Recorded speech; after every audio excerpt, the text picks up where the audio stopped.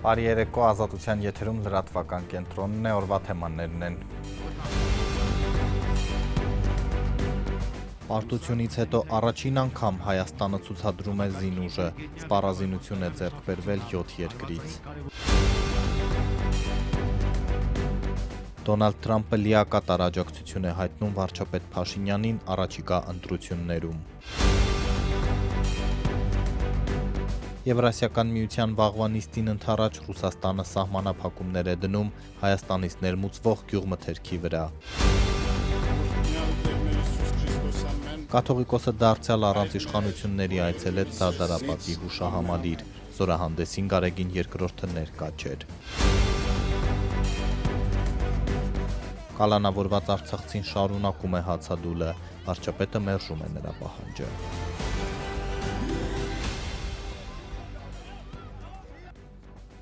Եվ այսպես Հանրապետության օրվա առթիվ Երևանում մեծ զորահանդես անցկացվեց։ Պարտությունից հետո առաջին անգամ հայկական զինուժը ցուցադրեց կարողությունները։ Արդյոք վերականգնել է ներուժը։ Հրապարակով անցնող սպառազինության զգալի մի հատված ծանոթաչուներն ու հակաօդային պաշտպանության համակարգերն էին, որ 44-օրյայի ու հաջորդած հարձակումների ամենաթույլ կետերն էին։ Իշխանությունը չի թաքցնում շքերթի նաև նախընտրական բաղադրիչը, վարչապետը հայտարարել է, թե ներկայացվել է իր կառավարման օրոք ձեռք բերվածը։ Այսօր ձեզ ենք ներկայացնում Հայաստանի Հանրապետության նոր բանակը, նոր սպառազինությամբ, նոր համազգեստով և նոր գաղափարաբանությամբ։ Բանակի միակ խնդիրը Հայաստանի Հանրապետության միջազգայինորեն ճանաչված ինքնիշխան տարածքի պաշտպանությունն է և մեր բանակը չպետք է կիրառվի Հայաստանի միջազգայինորեն տարածքից դուրս բացառությամբ միջազգային պայմանագրերի հիման վրա իրականացվող խաղաղապահ առաքելությունների։ Այս մոտեցումն է հնարավոր դարձրել, որ Հայաստանի Հանրապետությունը ունենա այն, ինչ այսօր կտեսնեք։ 2022 թվականից առաջ սպառազինության և ռազմական տեխնիկայի միջազգային շուկաները հիմնականում փակ կամ դժվար հասանելի էին Հայաստանի Հանրապետության համար, որովհետև միջազգային գործընկերները հրաժարվում էին Հայաստանի Հանրապետությանը զենք մատակարարել այն պատճառաբանությամբ, թե համոզված են, որ Հայաստանը այդ զենքը կիրառելու է իր միջազգայինորեն ճանաչված տարածքներից դուրս։ Այսօրվա զորահանդես հաշվետվության մարտաշարքով կանցնի շուրջ 7 երկրների արտադրության սպառազինություն և ռազմական տեխնիկա։ Նշանակետեր են բաց, երկարաժամկետ պաշտպանական և այլ ամրացված կառույցներում պայմանական հակառակորդի կենդանի ուժը, ինչպես նաև մարտական տեխնիկան ու այլ օբյեկտները։ Լուսան զենիթային հրթիռային համակարգի ինտեգրումը զինված ուժերի հակաօդային պաշտպանության զորքերի կազմում հնարավորություն է տալիս արդյունավետ պայքար մղել ժամանակակից օդային հարձակման միջոցների դեմ և էապես բարձրացնել օբյեկտների հակաօդային պաշտպանության մակարդակը։ Թե մասնավորապես ինչ զինատեսակներ են ներկայացվել այսօրվա զորահանդեսին, կներկայացնենք ավելի ուշ, ռեպորտաժը մոնտաժվում է, մինչ այդ մի քանի այլ թեմաներ։ Դոնալդ Թրամփը ընտրություններից 10 օր առաջ լիակատար աջակցություն է հայտնել վարչապետ Նիկոլ Փաշինյանին։ Միացյալ Նահանգների նախագահը գրել է, թե Փաշինյանը հրաշալի բարեկամ և առաջնորդ է, իր երկիրը հզոր, հարուստ և շատ անվտանգ է դարձնում։ Թրամփն անդրադարձել է նաև նախօրեին Երևանում ստորագրված հայ-ամերիկյան փաստաթղթերին։ Շուտով Միացյալ Նահանգները և Հայաստանը միասին կազդարարեն հանուն միջազգային խաղաղության և բարգավաճման Թրամփի ուղու շինարարական աշխատանքների մեկնարկը, որը կվերափոխի Հարավային Կովկասը, ինչպես նաև կօգնի ամերիկյան մեր հրաշալի էներգետիկ ընկերություններին հասանելիություն ստանալ Կենտրոնական Ասիայից մինչև Միացյալ Նահանգներ։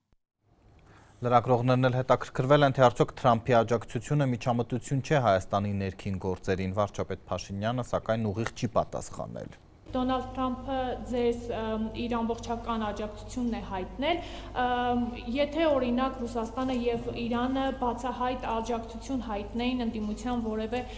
ներկայացուցչի, դուք սա չէիք դիտարկի որպես մեր ներքին կյանքին միջամտություն։ Մեր ընդդիմությունը առանց այն էլ գնահատում է ինչ ուզում է եւ ոնց ուզում է եւ ժողովրդավարության առանձնահատկություններից մեկը դա է։ Վաղն Աստանայում սպասվող Եվրասիական միության նիստի մասին, որտեղ Հայաստանի հարցն է քննարկվելու։ Մինչև դա Ռուսաստանի գրեթե ամբողջ քաղաքական վերնախավը սպառնալիքներ է հնչեցրել Հայաստանի հասցեին, թե եվրոպական ուղին կավարտվի տնտեսական ծանր հետևանքներով։ Ավելին Մոսկվան արդեն գործնական քայլեր է ձեռնարկում գազը թանկացնելու հեռանկարի մասին նամակ են ուղարկել Երևան։ Ծաղիկների, ջերմուկի ու ալկոհոլի արգելքից հետո այսօր էլ հաղորդվեց Հայաստանից ներմուծվող բանջարեղենի վրա սահմանափակումների մասին։ Ռուսաստանը դիրքորոշումը կտրուկ կոշտացրեց նախընտրական շրջանում քարոզարշավի մեկնարկին Պուտինը Փաշինյանին ասել էր ընտրություններին ռուսամետ ուժերի մասնակցության անհրաժեշտության մասին։ Վաղվա նիստին վարչապետ Փաշինյանը չի մեկնելու, Հայաստանը ներկայացնելու է փոխվարչապետ Մհեր Գրիգորյանը։ Մինչ հայաստանյան հանրային փորձագիտական ու քաղաքական դաշտը ռուսական գազի հնարավոր թանկացման հետևանքներն է քննարկում, Հայաստանի վարչապետը չի բացահայտում, թե պաշտոնական Մոսկվան Երևանին ինչ բովանդակությամբ նամակ է ուղարկել։ Ռուսական կողմը պատրաստվում է արդյոք վերանայել գազի պայմանագիրը եւ թանկացնել այն։ Նիկոլ Փաշինյանն այսօր միայն պնդեց, թե նախկինում էլ նման նամակներ ստացել են։ Այդպիսի նամակներ մեզ համար նորություն չի։ Վերջին 8 տարում մենք այդպիսի նամակներ մի քանի անգամ ստացել ենք եւ այդ նամակների շուրջ աշխատանքի մեր փորձը, ձևաչափերը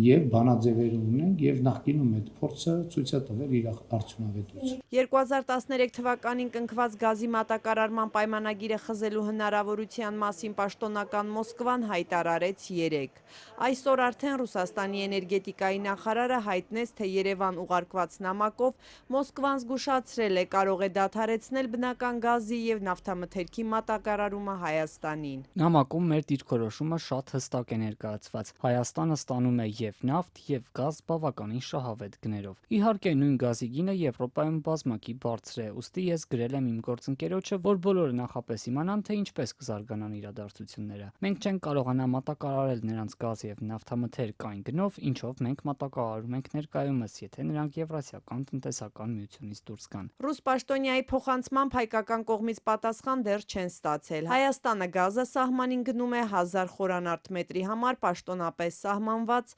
$165 սակագնով, բայց գազի խտությամբ պայմանավորված գինը հասնում է ավելի քան $175։ Ռուսները պարբերաբար շեշտում են, թե նույն գազը եվրոպացիները գնում են $600-ից էլ բարձր գնով։ Պայմանագրի խզման դեպքում Հայաստանը պատրաստ է թանկ գազ գնել։ Վարչապետ Փաշինյանն այս հարցին չպատասխանեց, փոխարենը դարձյալ շեշտեց։ Հայաստանը այլևս այն երկիր չի, որ պլեջի կամ ծիպուլի հույսին է եւ երբ որ հանկարծ լուր տարածվի, որ կարտոշկի գինը 5 դրամով բան անում, բարձրանում է ժողովրդի ճնշումը բարձրանում։ Հայաստանի Հանրապետությունը այլևս հազարների եւ տասնյակ հազարների երկիր չի, Հայաստանի Հանրապետությունը միլիարդների եւ տրիլիոնների երկիր է։ Ինչ վերաբերվում է 2013 թվականի պայմանագրին մնացած հարցերին, այս ընթացքում շատ process-ներ են եղել, մարդիկ սկի տեղյակել չեն եղել։ Եվ մենք, այսինքն նմանատիպ process-ներ այս ընթացքում մի քանի անգամ եղել են։ Մի քանի անգամ։ Բայց Հայաստանի քաղաքացին ոչ մի անգամ չի զգացել դա, որովհետև մենք աշխատել ենք, աշխատանքային կարգով լուծումները գտել ենք։ Ես համոզված եմ, որ այս անգամ էլ լուծումները կգտնենք։ Չնայած հայկական ապրանքների նկատմամբ կիրառված սահմանափակումներին վարչապետը պնդեց, թե Հայաստանի տնտեսությանը ոչինչ չի սպառնում։ Իսկ թե գործնականում ինչ է անում կառավարությունը այդ սահմանափակումների հետևանքները մեղմելու համար, Նիկոլ Փաշինյանը չասաց։ Գործարար համայնքի համար վարչապետն այլ նորություն ուներ։ Հայաստանի Հանրապետության տնտեսությանը սպասվում են միլիարդների ներդրումներ։ Մոսկվայից հնչող սպառնալիքներին զուգահեռ Նիկոլ Փաշինյանը պարբերաբար հայտարարում է, թե թրիփի իրականացմամբ Հայաստանը միլիարդավոր դոլարների օգուտներ է ստանալու։ Եթե Հայաստանի վարչապետը կարծում է, որ երկիրը կհարստանա, չնայած Ռուսաստանի հետ հարաբերությունների վատթարացմանը, թող հասնի դրան։ Այսօր ասել է Ռուսաստանի արտգործնախարար Սերգեյ Լավրովը։ Кажется, Армения попадает в такую же ловушку, что и Украина получается. Слушайте, я не могу комментировать высказывания руководителя Армении, если он считает, что она будет богатеть, ну, пусть обеспечит.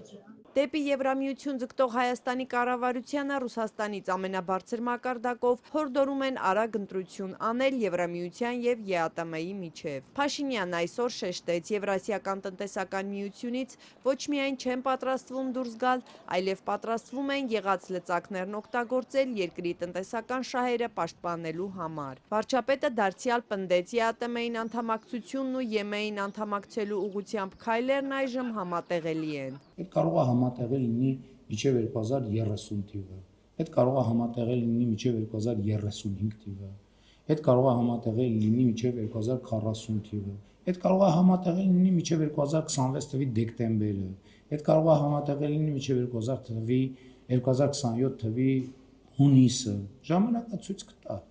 Ես էլ եմ ասում, դա մեր ինքնիշխան որոշումն է, մենք մեր ինքնիշխան որոշումները կկայացնենք, այսինքն մեր պլանում ոչ մի բան չի փոխվել։ Ու թեև այսօր հարց չէր հնչել հայկական երկաթուղու մասին, Նիկոլ Փաշինյանը նաև այս թեմային անդրադարձավ։ Ամիսներ առաջ էր վարչապետը պնդել, թե ռուսական կառավարման պատճառով հայկական երկաթուղին կորցնում է մրցակցային առավելությունները։ Ուստի պետք է ռուսական կողմից այն վերցվի եւ փոխանցվի այլ երկրի։ Հարցը ապրիլին քննարկել էին Հայաստանի վարչապետն ու Ռուսաստանի նախագահը, բայց համաձայնության չէին հասել։ Մոսկվան դեմ է, Փաշինյանն այսօր ասաց, այդ հարցը երկու երկրների հարաբերություններում նյարդ է առաջացնում, սակայն հարկ համարեց հիշեցնել, Երևանն այդ օրակարգից չի հրաժարվել։ Մեր սեփական երկաթուղին մենք չենք կարող թողել, որ ինքը կներեք մնա մետաղի ջարդոնի կարգավիճակում։ Ինքը տարանցման մեծ պոտենցիալ ունի եւ ելի մենք Ռուսաստանի Դաշնության գործընկերների հետ աշխատելու ենք, որպեսզի փոխշահավետ լուծումներ գտնվեն։ Նիկոլ Փաշինյանն ասաց, կան հարցեր, որոնք Կրեմլի հետ պետք է քննարկվեն եւ պարզաբանվեն, բայց ԵԱՏՄ գագաթնաժողովին ինքը ներկա չի լինելու։ Հայաստանը ներկայացնելու է փոխվարչապետ Մհեր Գրիգորյանը։ Եվ թեման շարունակելով այժմ էլ ռուսական պատժամիջոցների փաստացի հասցեատերերի գյուղմթերք արտահանողների մասին։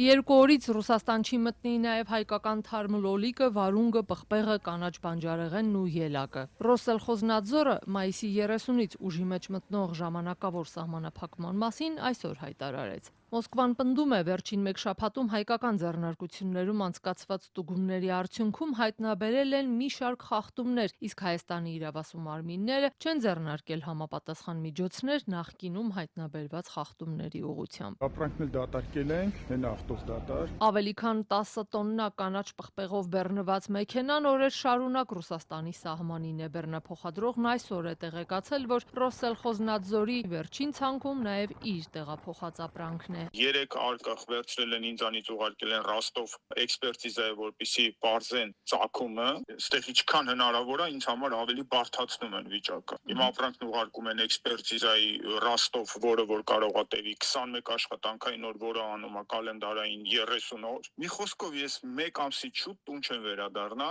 Մինչև այսօր ռուսական կողմը սահմանափակել է հայկական ծաղիկների ներմուծումը, ջերմուկ հանքային ջրի եւ մի քանի ընկերությունների ալկոհոլային խմիչքի վաճառքը։ Ռոսելխոզնադզորի այսօրվա ցուցակում է նաև ելակը։ Հայաստանում ելակ աճեցնող ու արտահանող ընկերություններից մեկի տնօրենը չձայնագրվելու պայմանով ասաց, կսպասեն մինչև հունիսի 7-ը կայանալիք ազգային ժողովի ընտրությունները, հետո կհասկանան ինչ անել, իսկ մինչև այդ ապրանքը կտանեն Արաբական Միացյալ Էմիրություններ։ Ծաղիկ աճեցնող հայկական ամենամեծ ընկերություններից մեկի սեփականատերը, որ նույնպես հրաժարվեց հարցազրույցից, կրկին չձայնագրվելու պայմանով ասաց, ծաղիկները հիմա թափում են, որովհետև ծավալն այնքան մեծ է, որ տեղական շուկայում անհնար է սպառել։ Պնդեց, իրենց աճեցրած ծաղիկի որակն անգերազանցելի է, Ռուսաստանում այդ որակի ծաղիկ չկա։ Էկոնոմիկայի նախարար Գևորգ Պապոյանը նույնն է պնդում նաև մի շարք այլ ապրանքների մասով, ավելին ասում է, դիմել է Բրյուսելին, որ Հայաստանում աճեցված վարդերը եվրոպական շուկա հասնեն։ Առաջարկել եմ եվրոպական գործընկերներին,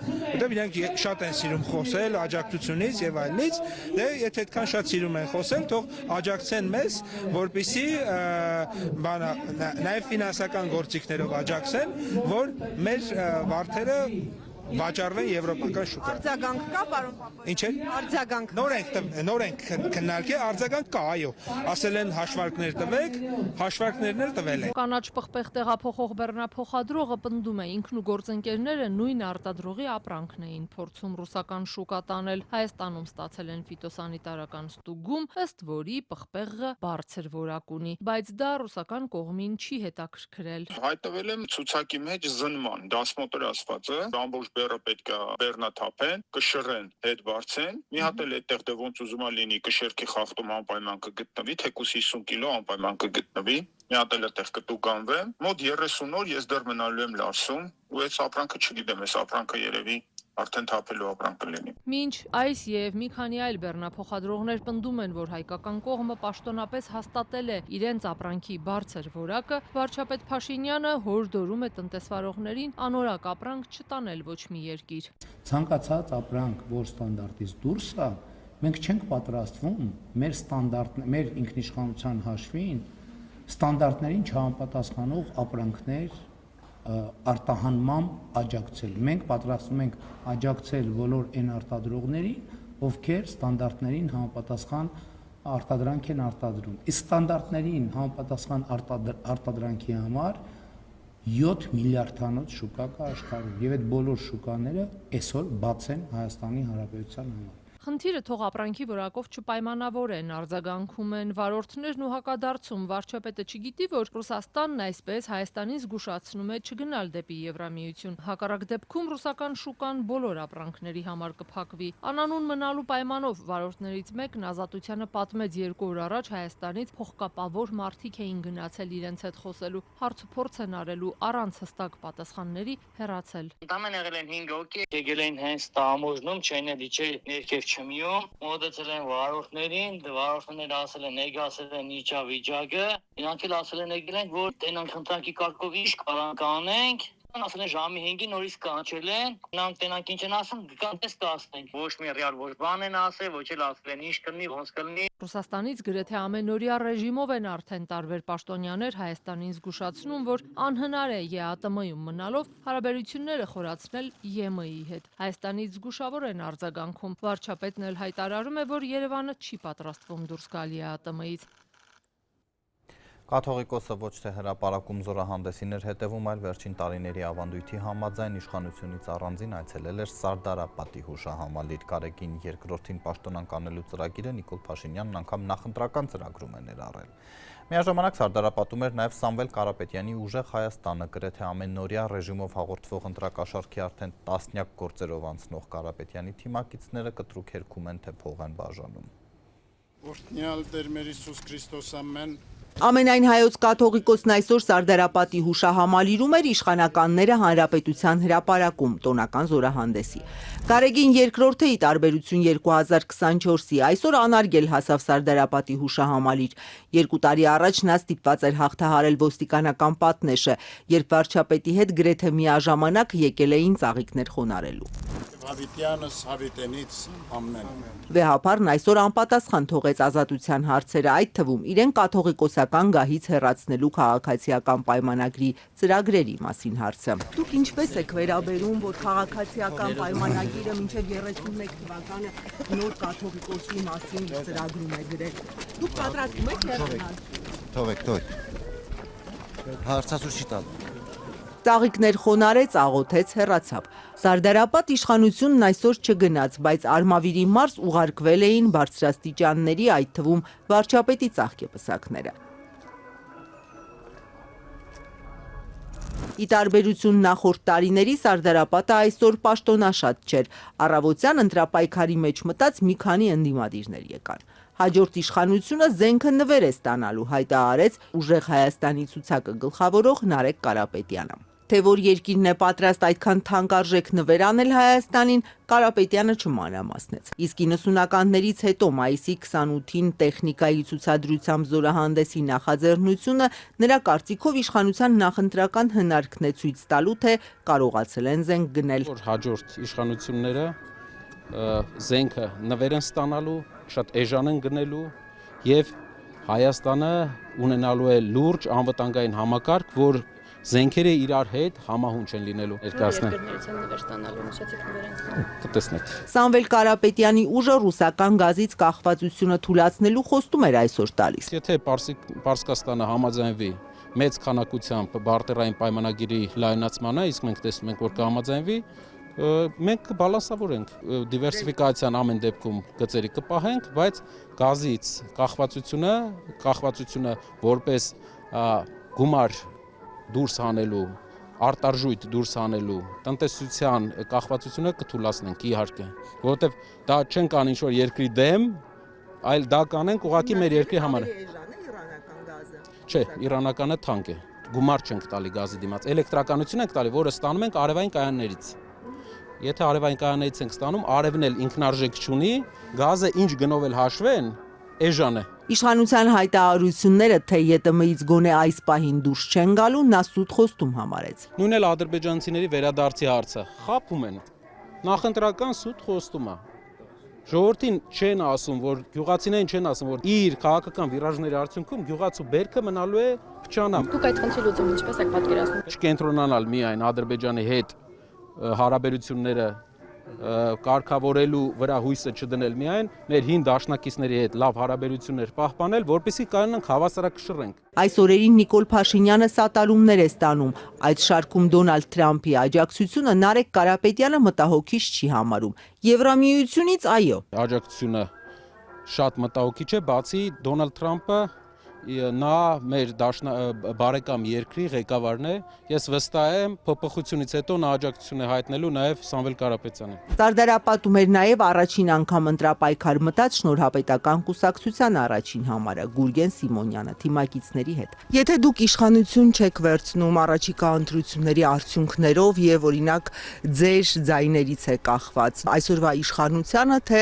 ընդդիմությանը, եթե այդպիսի բլոկ ձևավորվի իշխանություն դառնալու համար, կտակ ձեր ձայները, կմիանաք։ Ոչ մեկին։ Որևէ մեկին չենք պատրաստում միանանք եւ հայ ժողովրդի ակնկալիքները ուղղակի իջիկ դարձնենք։ Իդեպ ուժեղ Հայաստանի ցուցակը գլխավորող Նարեկ Կարապետյանը Ազատությանը փոխանցեց թե Սամվել Կարապետյանի մասին ռուսական գործակալ, թե իր Ռուսաստանի քաղաքացի լինելու լուրեր տարածողների դեմ հայցերը արդեն ներկայացրել են դատարան։ Մեր փաստաբաններն են հանել թե ով է այդպիսի բան ասել, վայրնախավից ԿՊԱ-ական փոքրիկ խմբակի ու իրենց բոլորին կընթարկվեն պատասխանատվություն։ Հա, դե մարդկանց ֆինանսական խնդիր չստեղծենք մեր քաղաքացիների համար, քաղաքական գործիչները մանավանդ ԿՊԱ-ական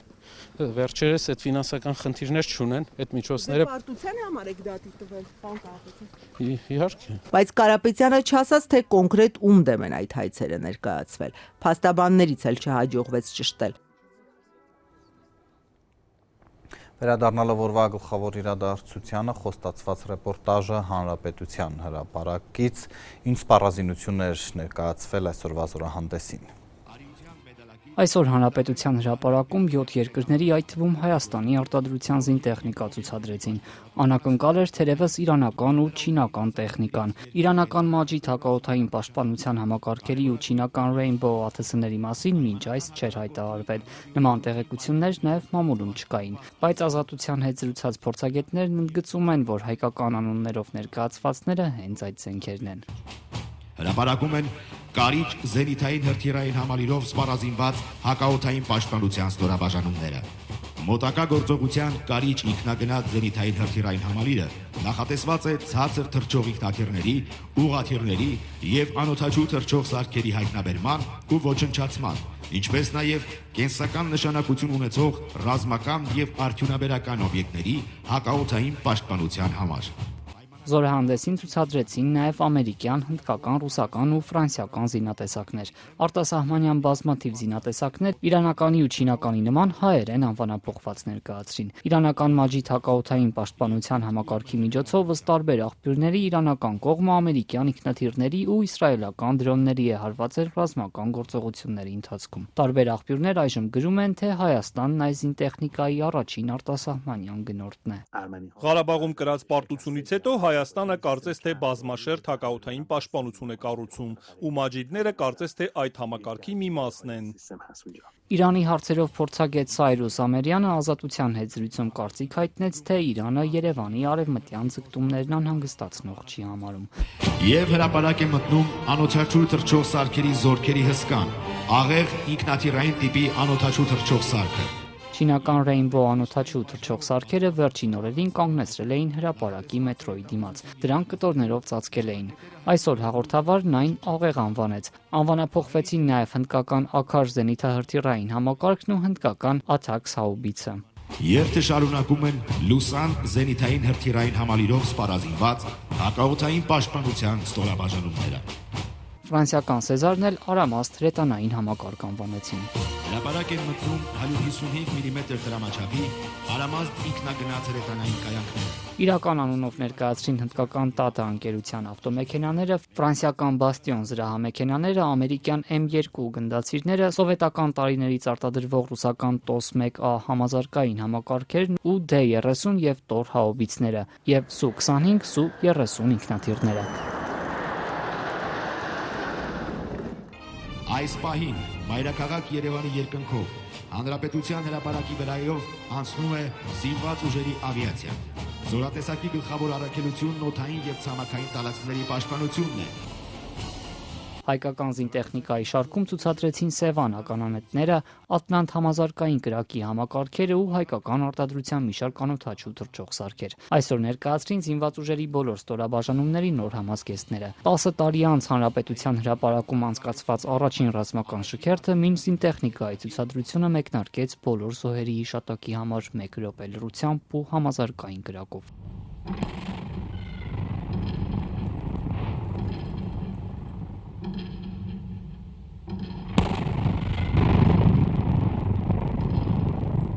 Առաջին հանրապետության հռչակման օրն անցկացված միջոցառմանն իր ելույթում վարչապետ Նիկոլ Փաշինյանը հայտարարեց. Հայաստանը հաղթահարում է պետության ժամանակավորության բարդույթն ու մտնում պետության հարատևության օրակարգ։ Փաշինյանը դարձյալ կրկնեց, բացի խաղաղապահ առաքելությունից զինված ուժերը Հայաստանի տարածքից դուրս անելիք չունեն։ Հայաստանի Հանրապետությունը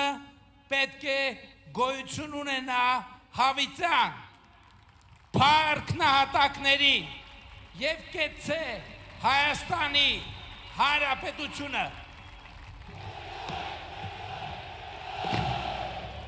Ավելի ուշ վարչապետը փակագծերը չբացելով հայտարարեց, թե Հայաստանի ռազմաարդյունաբերական ընկերություններից զինտեխնիկա են գնում նաև զարգացած երկրները։ Զարգացած երկրները պայմանագիր են կնքում, ընդ որում բազմամիլիոն դոլարի պայմանագրեր են կնքում արդեն իսկ մեր ռազմաարդյունաբերական համալիրի հետ։ Մենք գիտական մեծ պոտենցիալ ունենք եւ գիտության մեջ մեծ ավանդույթներ ունենք։ Իսկ ինչ են մտածում հանրապետության հրապարակում հավաքվածները։ Շատ ամեն ինչն է շատ լավ տպավորություն։ Ճիշտ ես կիսատ բեննայեցի, բայց շատ գոհ եմ։ Շատ լավ է։ Պարզապես կուզեի ամենտեղ խաղաղություն ելներ։ Մենք էլ Արցախի չփախնեինք։ Զինվորական տեխնիկաները լրիվ են կողմից նայելով եկել ենք, շատ են գնահատում, ապրեն իրանք։ Ճելի էր, շատ զորացած ենք մենք մեզ զգում, լավ մի խոսքով։ Ռազմական շքերթի ավարտին հանրապետության հրապարակը սակայն զինվորականներինը չէր, աղավնին էր բաց թողած երեխաներինը։ Դանիել Իոնիսյանի դեմ բողոք է ներկայացվել կենտրոնական ընտրական հանձնաժողով, որ զրկվի դիտորդի վկայականից։ Ընդդիմադիր Էդմոն Մարուկյանը պնդում է, թե իրազեկ քաղաքացիների միավորման ղեկավարը միտումնավոր քարոզչություն է անում իր դեմ։ Կենտրոնական ընտրական հանձնաժողովը վաղվանից տում կքննի Լուսավոր Հայաստանի դիմումը, որով ընդդիմադիր թեկնածուն պահանջում է անկախ դիտորդական առաքելության անդամ Դանիել Իոնիսյանին զրկել դիտորդության իրավունքից։ Կուսակցության առաջնորդ Էդմոն Մարուկյանը պնդում է, որ Իոնիսյանն անաչառ չէ ու հակաքարոզչությամբ է զբաղված։ Դանիել Իոնիսյանը պետք է զրկվի դիտորդի հավատարմագրից։ Իոնիսյանն օրերս Մարուկյանին ներկայացրել էր որպես ռուսական գործակալ, հղում անելով ռուսալեզու Խրոնիկա Կավկազի հրապարակմանը։ Չբացահայտելով իր աղբյուրները, այդ կայքը պնդել էր, թե հայաստանյան ընտրություններին մասնակցող մի շարք ուժեր, այդ թվում Լուսավոր Հայաստանը, կապեր ունեն Մոսկվայի հետ։ Հայաստանյան ֆակտորը իր հերթին բացահայտել էր, որ Խրոնիկա Կավկազի փաստաթղթերը, որոնց հղում էր արել Իոնիսյանը, ապացույցներ չունեն, հեղինակներն էլ իրական մարդիկ չեն։ Քանի գնում պարզ է դառնում, որ մենք լինելու ենք խորհրդանում, Հիմա սկսել են հակաքարոզչությանը։ Դանիել Յոհաննիսյանը հրապարակավ կասկածներ էր հայտնել նաև Միասնության թևերի վարչապետի թեկնածու Մարդու իրավունքների նախկին պաշտպանի վերաբերյալ, այս անգամ էլ հղում անելով Դոսիե կայքի հրապարակմանը։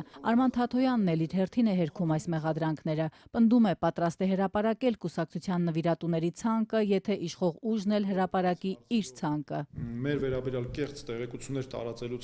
տարածելուց առաջ որևէ մեկը մեր կարծիքը չի հարցրել, ճշտումներ չեն արել։ Նախընտրական քարոզչության 2 շաբաթների ընթացքում Թաթոյանը 2 ձայնագրություն է հրապարակել, պնդելով, թե իշխող ուժը վարչական ռեսուրսով հարկադրում է մարդկանց մասնակցել իր հավաքներին։ Թաթոյանը պնդում է, այս հրապարակումները պատշաճ արձագանք չեն ստանում ոչ միայն իրավապահների, այլև Յոհաննիսյանի կողմից։ Տեսեք, միակողմանիությունը ինչպես է նրանց նաև դրսևորվում։ Երբ ներկայացնում ենք օրինակ մեր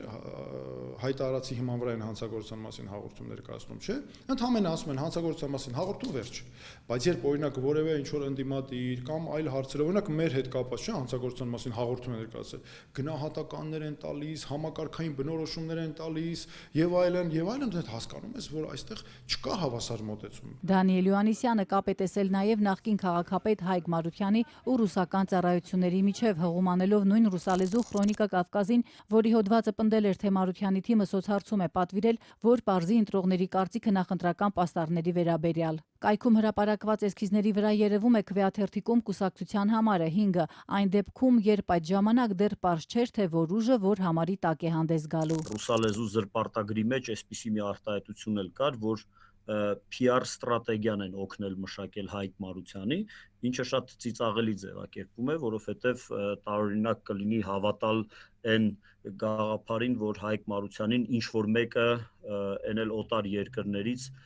հուշել է կարգին հաղորդման ոճի մեջ ռիլեր պատրաստել։ Երևանի նախկին քաղաքապետի առաջնորդած Նոր ուժի երկրորդ համար Հակոբ Կարապետյանը պատմեց, որ հանդիպել են Յոհաննիսյանին ներկայացրել իրականությունը։ Դրանից հետո դիտորդը գրեց, որ սխալվել է։ Մյուս կուսակցությունների դեպքում պնդում է, որ որևէ խախտում թույլ չի տվել։ Ակնհայտ երևում է, որ Ռուսաստանը որոշ ուժերի միլիոնավոր դոլարներ է տվել, եւ դրանք այժմ անկախ դիտորդում ուսումնասիրում ենք, դրանց հետ կապված հանցագործության մասին հաղորդում ենք ներկայացնելու։ Յոհաննիսյանը հակադարձում է քննադատներին, պարտադիր չէ, որ արտահոսքերը լինեն իրական կայքերից։ Փաշինյանի առաջնորդած քաղաքացիական պայմանագրի վերաբերյալ ընդդիմադիրների ներկայացրած անհայտ ծագման աղբյուրների հետքերով են գնում։ Կենտրոնական ընտրական հանձնաժողովը 5 օր ժամանակ ունի որոշելու կզրկվի Յոհաննիսյանը դիտորդական իրավունքից, թե ոչ։ Արցախցի Արթուր Օսիպյանը մեկ շաբաթից ավելի է շարունակում է հացադուլը։ Արաբկիրում Նիկոլ Փաշինյանի հետ վիճաբանությունից հետո ճաղերի հետևում հայտնված ակտիվիստը պահանջում է, որ վարչապետը ներողություն խնդրի իրեն փախած անվանելու համար։ Փաշինյանն այսօր արձագանքել է ներողություն Օսիպյանը պետք է խնդրի։ Հարուցված քրեական գործը մի շարք իրավապաշտպաններ որակել են ապօրինի, հիշեցնելով, որ Նիկոլ Փաշինյանն ինքն է վիրավորանքներ ու ագրեսիվ պահվածք ցուցաբերել։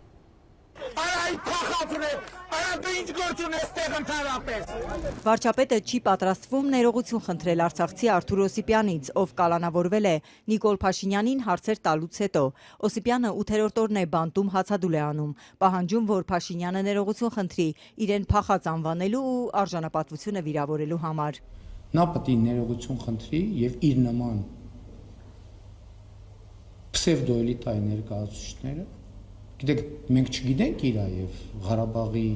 իշխանության կապերի մասին։ Այսինքն ձեզ թվում է, որ մենք տենց բան, միամիտ ենք։ Արթուր Օսիպյանը ազատությունից զրկվեց 10 օր առաջ։ Նա քարոզարշավի ժամանակ մոտեցել էր Փաշինյանին ու պահանջում էր հիմնավորի, որ փաստաթղթերով է կանխորոշված, որ Արցախը լինելու էր Ադրբեջանի կազմում։ Հետո զրույցը թեժացավ, Փաշինյանը վիրավորեց նրան ու այն աստիճան հունից դուրս եկավ, որ մեղադրեց պատերազմում չզոհվելու համար։ Արթուր Օսիպյանը գլուխը պատին է ստովել Արթուր, գնալ զոհվել մեր երեխեքի տեղը։ Արթուր Օսիպյանն Փալանչյանն ասումն էր։ Հայերմանի հացը որ կար գնայք զոհվեիք, դուք ես կենթանի ընդհանրապես, դուք ես կենթանի, դուք ես կենթանի, որ մի հատ էլ 5000 զոհի մասին ես խոսում, այդ կական, ինչ ես կենթանի,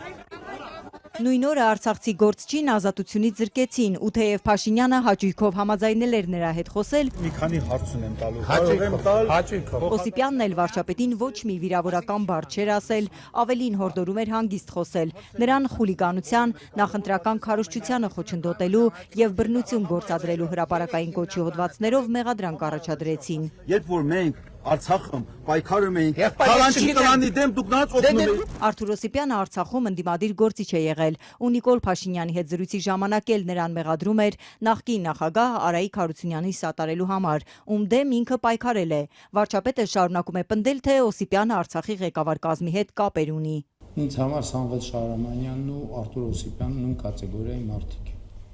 Ինքը եւ պսևդոէլիտայի մյուս ներկայացուցիչները պետք է ներողություն խնդրեն մեր նահատակների ընտանիքներից, որ ուզում են շարունակել այդ process-ը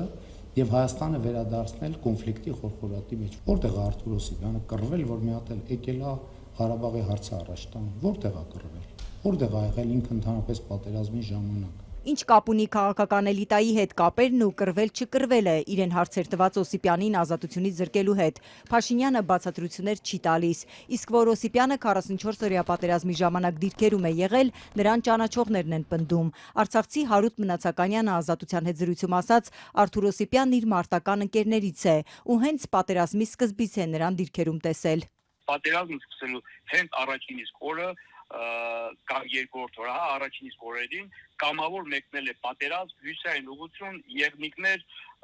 եւ ես նրան տեսել եմ մարտական դիրքում, մարտական հսկողության, այդ դիրքի նկատմամբ հակառակորդը բազմաթիվ ոտնձգություններ է կատարել, որը իրենց դիրքը Արտուրի մասնակցությամբ, Ժամկետայինների մասնակցությամբ եւ իմ ու նրա կամավոր ընդհանուր ընկերների մասնակցությամբ հաջողությամբ հետ է մղել եւ մինչեւ պատերազմի վերջին օրերը այդ դիրքը եղել է պաշտպանության բանակի վերահսկողության ներքո։ Իսկ Նիկոլ Փաշինյանը մեղքի զգացում չի ունենա, եթե Արթուր Օսիպյանի ծայրահեղ քայլը անդառնալի հետևանքներ ունենա։ Օրերս անդառնալի հետևանքով ավարտվեց Արմեն Հովհաննիսյանի բանտարկությունը։ Նրան կալանավորել էին Փաշինյանի կուսակցության պաստառը պոկելու համար ու հետո տեղափոխել հոգեբուժարան, որտեղ էլ նա ինքնասպանություն գործեց։ Մեղքի զգացում ունենալուն Փաշինյանը չպատասխանեց։